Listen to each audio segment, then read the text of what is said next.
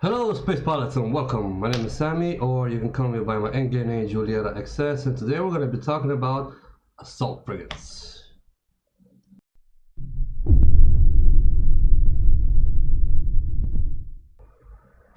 Now before I get started, I just want to point out that whatever I say in this video, I want people to know that it is strictly my opinion, and anything I say can and could be wrong compared to other people's thoughts with regards to AFs. However, if you are interested to hear my thoughts and ideas about this, then get comfy and keep the video rolling. Assault frigates are the Tech 2 bulky and or higher DPS variants of the regular T1 frigs. Some of them can be quite versatile, while others offer only a specific role in engagements. However, since the February patch went live, they have been buffed in order to reclaim some of their former glory. Before the patch, most AFs weren't really used all that often when it comes to PvP, apart from a few that stood out because of their bonuses, which made them work in certain fleet compositions. For example, the Harpy with its range bonuses made a fleet of them shooting enemies from 80 to 100 kilometers. Range is fairly competitive. Nowadays, you can still achieve that with the Harpy, only this time because of the changes it will be faster and it will have more cap to keep that micro drive going for longer. As you can see here, all of the assault frigates have received an 80% max velocity, which makes them faster, minus 10% mass, making them more agile, and a 30% boost to capacitor capacity, thus increasing their overall time frame to run modules until they run out of cap. Now, some of the AFs have gotten a bit more love than the rest, with some extra changes. The Retribution, the Jaguar, and the Ishkur. Most notably is the Jaguar, which gets gotten a major rework. We'll talk about that more in detail. Alongside these changes came a new module as well, dedicated to assault frigates but also assault cruisers. It's called the Assault Damage Control, and it's basically an activatable damage control that will give you very high resists on shield, armor, and hull for a limited time. It can only be fitted to ships with assault in their names, and it has a higher fitting requirement, and it also requires cap to activate. Overall, it's a pretty good module it's a pretty good module to have, but it doesn't make you indestructible, even when you activate it, so bear that in mind. It does, however, offer you 15 seconds worth of breathing space to either reload that auxiliary booster or repper, or survive long enough to finish your opponent before he finishes you. Before I move on to talk in detail about the Retribution, Ishkur, and Jaguar, I want to highlight what these overall changes do for the assault frigs in general. These changes, more importantly, the change in speed and cap, are crucial for the AFs in order to bring them more in line with what they need to be. Tanky tacklers, or that can actually shoot respectable damage. The reason why pilots preferred other ships in the past instead of AFs was because they were slow, they were hard to fit, and their cap was horrible. Even with micro drive bonus to signature, people will still often have to fit afterburners just to make the fit work. Else run it GIMP or have implants to help you out with fittings. Now, most AFs can break 1k meters per second with an AB and 2.5k meters per second with a micro drive, which is crucial right after dispatch. They can run their modules longer, however they are still horrible to fit, so that didn't change much. Needless to say, pilots have started flying the new AFs more since the change, and these changes are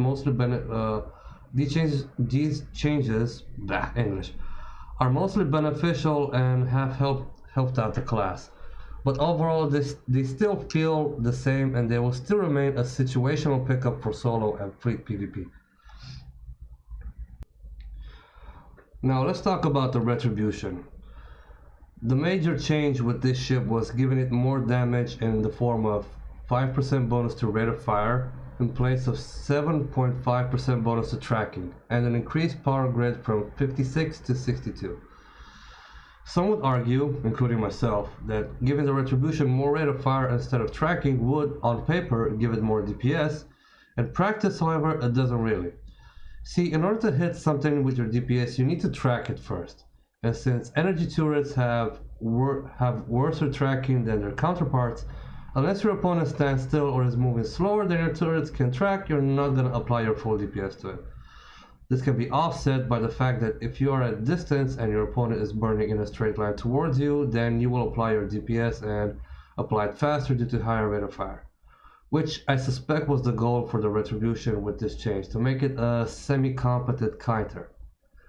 The increase in PG also helps with fittings, of course, but the real issue is CPU because most of its slots are in the lows, and you're not going to be able to fit enough damage increasing mods or energy membranes to it, while it could technically already fit enough armor plates with micro-driven guns. Overall, the Retribution still remains, in my humble opinion, quite bad. It's still just a tankier Punisher with more DPS and speed, but not good enough to be anything else because other ships clearly can fill those roles a lot better. Now, regarding to fits, I have a couple of fits here. I got a Brawl version and I got a Kite version. I've tried the Brawling version. It didn't work all that great, to be honest. It's, like I said, it severely lacks tracking. Even with the standard drop booster, you only have about 428 tracking overall, which regular hybrid turrets have 500 plus with faction ammo.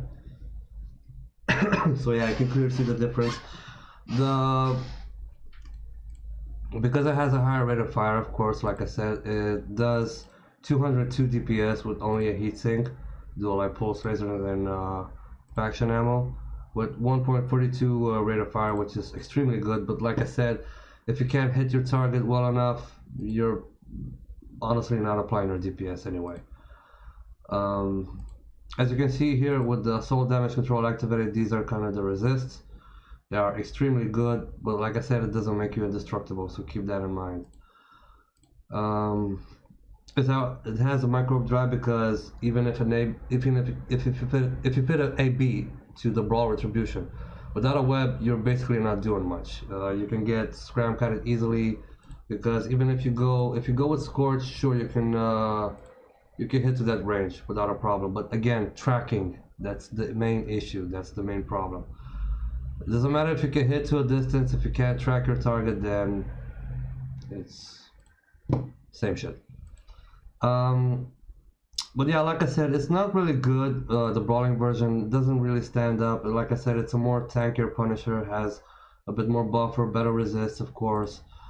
It still struggles to fit anything. As you can see, the CPU is quite bad. I have to meta the scram if I want to have a NOS, because I can't fit a cap booster, so the NOS really helps me use my small ancillary armor rapper for quite a while.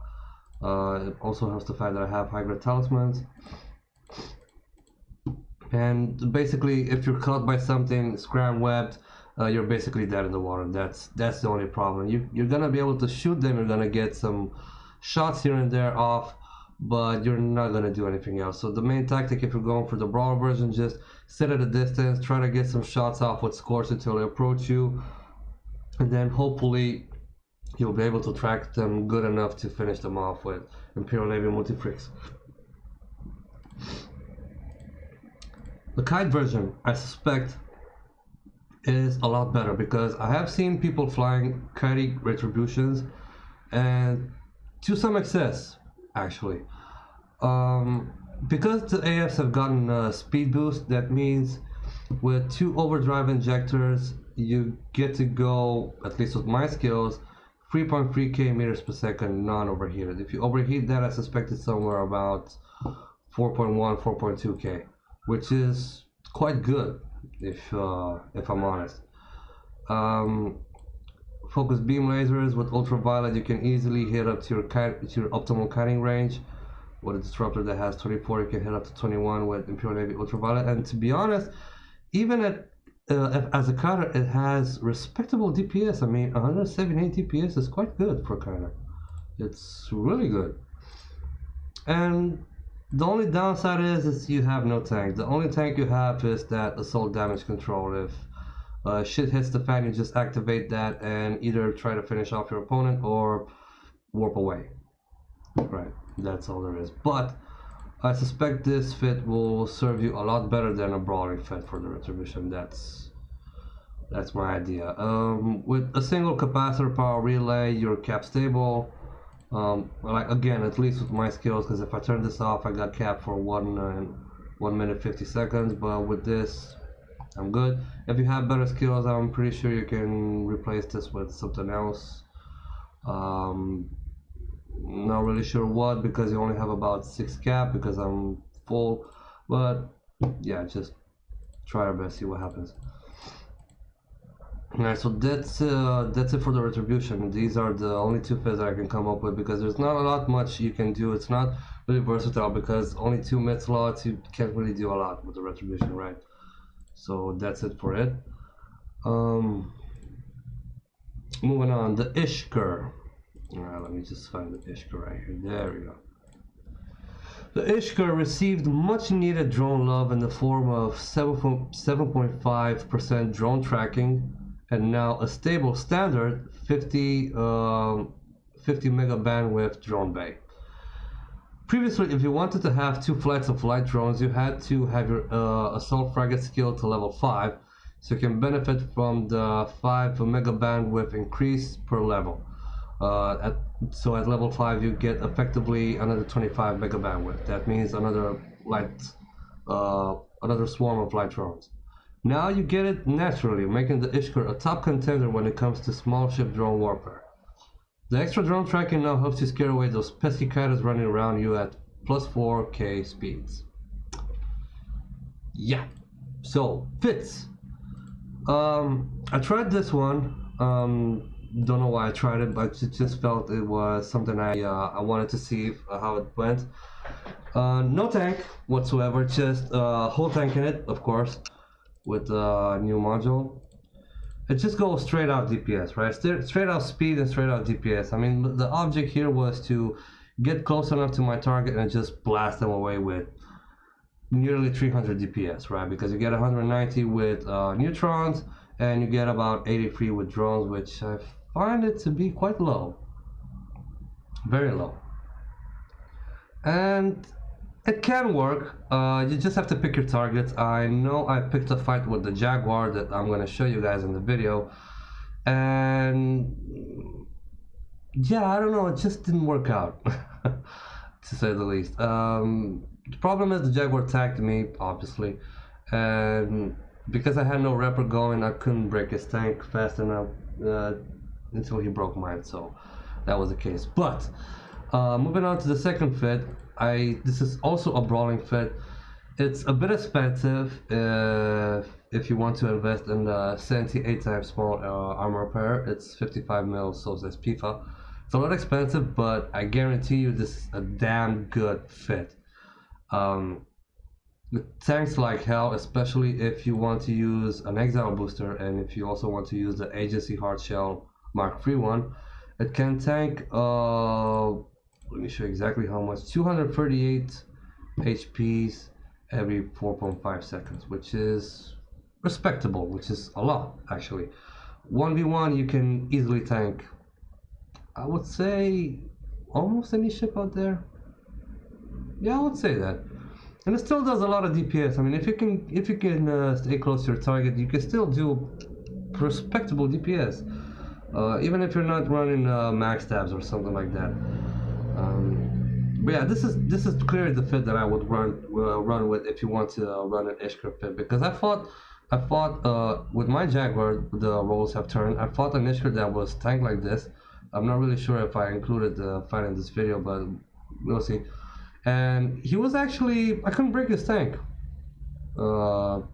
Simple as that. I just couldn't break his tank. He couldn't break my tank. I couldn't break his tank. Luckily, some neutral dude showed up and decided to go for the Ishkur first. So yay for me. I still died, but at least I got on the kill. At least I was there. Alright, so it's fast. It's still close to 1k meters per second. It has a NOS which, at least for me, with high grade talismans, and honestly they don't cost all that much. I don't even have the Omega talisman. I just have the implants one, the attribute ones, because I like them for +4 attributes as well. And I'm a huge fan of Nos and Newt, so kind of felt like they were worth it. With high grade talismans without the Omega, with one small energy Nosferatu, at least PIFA says, with the Repper going and everything going, I'm stable at 80%. So 18%, sorry. Just to be correct there. So yeah, it's pretty awesome, I think. You should definitely give this a try if you want to go for the Ishkur. And like I said, with 2 drones, you can pack regular DPS drones, and if you want to be super annoying, you can either grab some Hornet ECs, or maybe you can grab some web drones. If you don't want to run a web, you can run a cap booster, you can grab some web drones, and just make sure your target is in your range. Hold up. So that's pretty much it for the Ishkur. I'm not gonna do a kiting fit because I don't think the Ishkur deserves a kiting fit. It has bonus to turret optimal range, but not enough to make it valuable kiter, right? If you fit railguns, you're not gonna achieve the same range as the Retribution, as a Hawk with light missiles, a Jaguar with light missiles, a Harpy with railguns, so it's really not worth it on the Ishkur to kite it. I think you could try, but I don't think you're gonna get a lot out of it. I mean, you're better off just brawling with it. I mean, you can even fit a micro drive if you want instead of the AB, just to be sure that you can stay inside the range of your target. But that's pretty much it for the Ishkur. Now, moving on. We got the Jaguar. The biggest change in this patch was a complete rework of the Minmatar Versatile Speedster from a projectile-loving rust bucket to a missile-wielding juggernaut. In a nutshell, its bonuses have been replaced to rocket and missile rate of fire and damage from projectiles previously, a bonus of 7.5% to shield boosting, CPU increase from 170 to 185, swap the low slot to a mid slot, and it has drones. Yes, indeedy, feed the needy. The mighty Jag can use 2 drones and have 2 spare. So all these changes, but what does that mean? Does it make it good? Well, yes and no. See, the thing about the new Jag is it will either be good or it will be bad. It all depends on you and your fit. Overall, it's not better than a Hawk when it comes to brawling and DPS. It's not better than a Vengeance when it comes to tanking. It's not faster than the Wolf. It has still remained sort of like a jack of all trades, but a bit more specialized due to shield boost bonus. Before you could fit an armor tank or shield tank, now you kinda have to go one way. Oh, and before I forget, I gotta mention the fact that it has 2 bonuses towards damage, and that damage still sucks. I just don't get that. Sure, it only has 3 launchers instead of 4 like the Hawk, but still the 2 drones, at least brings it in line with Vengeance level DPS, but the Hawk still does more, so yeah. The Jag is now basically a better breacher in the sense that it can and will do more than a simple breacher can, but will not get the same amount of fights as a breacher, and that will be due to notoriety. I will explain more in a minute. The reason why I say notoriety is because currently the meta for running a Jaguar is to run it with a Fitum C-type medium shield booster, which, as you can see, it's not that expensive. It's fairly accessible to any type of pilot. And with that shield booster with an improved blue pill, if you want to go even more nuts, you can do 280 shield bonus every 3 seconds, which is a lot. It's a lot. Let me put it in layman terms. If you're not bringing 250 solid DPS, like solid in your face no matter what DPS, you're not gonna break a Jaguar. You're just not. because this shield booster reps so much, and because the Jaguar now has 5 mid slots, you can fit a small cap booster, a web, a scram, an AB. You're just not gonna get close to it. First and foremost, you're not gonna get close to it to apply your DPS unless you're super duper fast.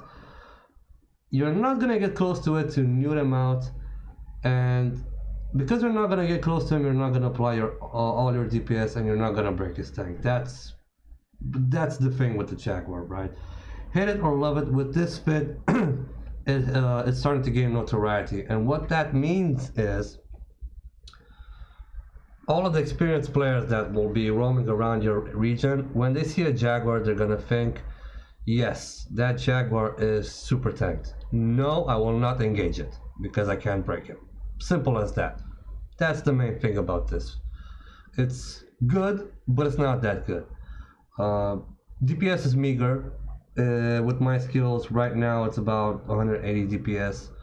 I don't have perfect skills, of course. I do have most of my supports at 4. But yeah, it has meager DPS and cannot compare to a Hawk. It tanks good with this fit. It tanks really good, but it's fast also. It locks fast, but if you're up against a similarly decent tanked ship like I was up against at Ishkur, you're not gonna break his tank either. And that's the thing, okay? If you want to go solo with the Jaguar, you're gonna have to select your targets, and it's not enough that you select your targets. People are gonna run away from you as well. So you're not gonna get fights. You're just not gonna get fights. That's the true story. That's the hard line of it. Moving on. Another type of fit is using a medium ancillary shield boosted fit. Now, getting 2 of them in on your fit is going to be hard, to say the least. Again, because of fitting. Even though they gave the Jaguar 15 more CPU, it doesn't really help much. You can try to fit it, but it's going to be gimped as hell. And at the same time, I don't really know if you should fit 2 medium ancillary shield boosters. Because if you're going this route, right, you're gonna want to go. You want to go the scram kite route, right? And you're gonna want to select your targets which cannot hit you all that well to 9K range or 8K range. Right, so you can be in scram range. So 1 medium ancillary shield booster should be enough, kind of like the breacher is running right now. Pretty much the same tactic. You stay at range, you shoot your target. If a couple of damage comes your way, just rep it. All in all, a fight should be done within the minute, so you shouldn't have to run all your reppers. And if shit hits the fan, that's the difference between the Jaguar and the breacher now. It has the assault damage control. You're not gonna kill it in at least those 15 seconds. True story. So another variant of this would be the light missile launching kiting Jaguar. Not much to say. With just 1 overdrive injector, it has 3.6 meters per second speed. It has a respectable 100 DPS with 600 DPS volley. And because it has a bunch of mid slots, you can fit defensive web, defensive SIBO. When I say defensive, I mean you can fit it with ECCM or ECM scripts, just to avoid being jammed. You can fit a target painter if you want. You can fit a tracking disruptor. You can fit double webs. Pretty much you can go whatever way you want to go. That's it's actually, to be honest, I'm actually thinking this is not a bad fit. I don't suspect you're gonna kill a lot of people solo, because if you come up against a decently tanked ship, I don't think you're gonna break him. But it could make for a nice tackling ship that won't die as fast, right? So yeah, if you want, feel free to give this fit a try. It seems a bit solid, not just a bit more. moving on, I'm gonna show you some more of my some other fits that I have for other assault frigates. It's just gonna go over them like a bit in short.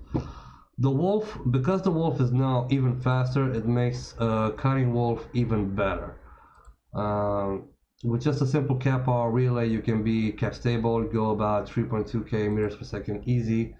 Very good DPS, shit ranged still, but you're still gonna be fighting and fall off, so that's expected. I've seen a lot of kiting wolves now, alongside kiting retributions, and the wolf still works. Albeit, if I think a tad better now because it has more speed and it's cap stable-ish, more cap stable-ish. So yeah, this. I'm not really sure if this is the right fit. I mean, I am using 250mm light artilleries. I'm pretty sure if you struggle enough, you're gonna want to fit 280s to maximize your cutting efficiency. But this is what I've come up with. But so feel free to criticize it and laugh at my fit and just go do you. But yeah, this is my wolf fit. We got also the Enyo. Don't mind the name Whole Tank Brawl, that's not really what it does. It also has a small auxiliary armor upper. But again, that's because I can afford it because I'm using high grade talisman, so one simple NOS will keep me hopefully cap stable enough to run everything, including the Rapper. 255 DPS just for guns. I'm just gonna ignore that 16 drone DPS because you're probably gonna forget to launch your drone. Anyway, it's faster, of course, about 100 meters per second faster, if I remember correctly. It should still be respectable enough. I mean, if you find an Enyo, and if he can manage to lock you down, then you're pretty much dead. I mean, this DPS can break a Jaguar, for example. So yeah, better beware, better be careful of these Enyos.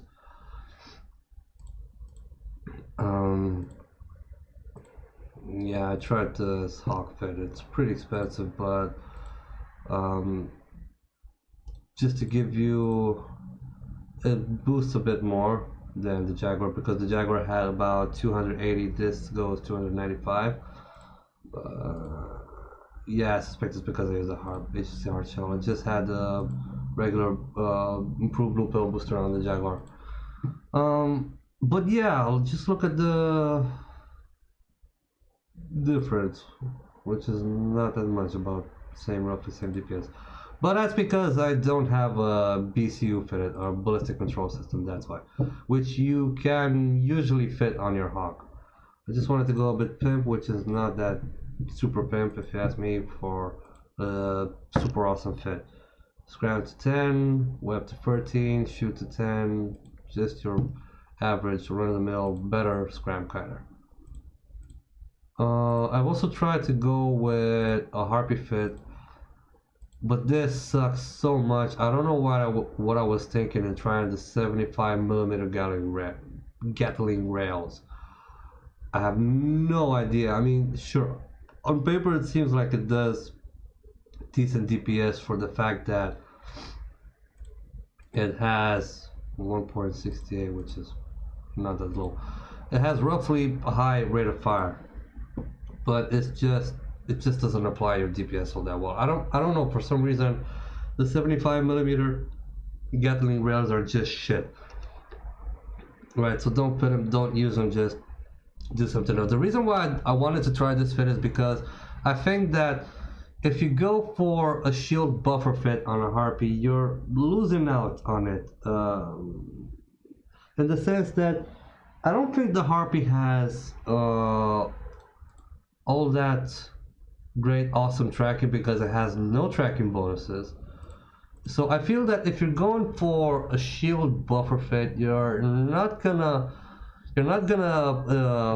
have any chance of success to commit to a certain distance, to try to stay at the range you're comfortable with, because other ships will be faster than you. So you're not gonna shoot at the range you want to shoot, and you're not gonna track people the way you need to track. So a lot of your high DPS, which if you're going for a shield fit, you'll have high DPS, you're not going to be able to project that DPS. So that's why I wanted to go for a kind of scram cutting version and just kind of throw one small auxiliary armor repper there just for some repair, because I felt like in order to get the best out of the Harpy, you have to apply its DPS. So yeah, but clearly this doesn't work. I mean, I tried it, I didn't lose it, but I didn't win any fights anyway. So yeah, I don't recommend it. Maybe if you try hard enough, you can fit 125 millimeters. That will those will do a bit better. But if you want to go rails, just go 150 millimeters. Yeah, just go. Yeah, as you can see with Contoni Navy Antimatter, you have 150 DPS, which on paper seems great, but in reality, it's not. It's really not. It's just bad. It's just bad. Last but not least, this is my Vengeance fit, which I actually have a video on it. It's a bit expensive as well, but I like this fit so much purely because it's super tanky. It has respectable DPS. One dead space NOS will give you no issues when it comes to cap, especially because the Vengeance has bonus to capacitor recharge rate, right?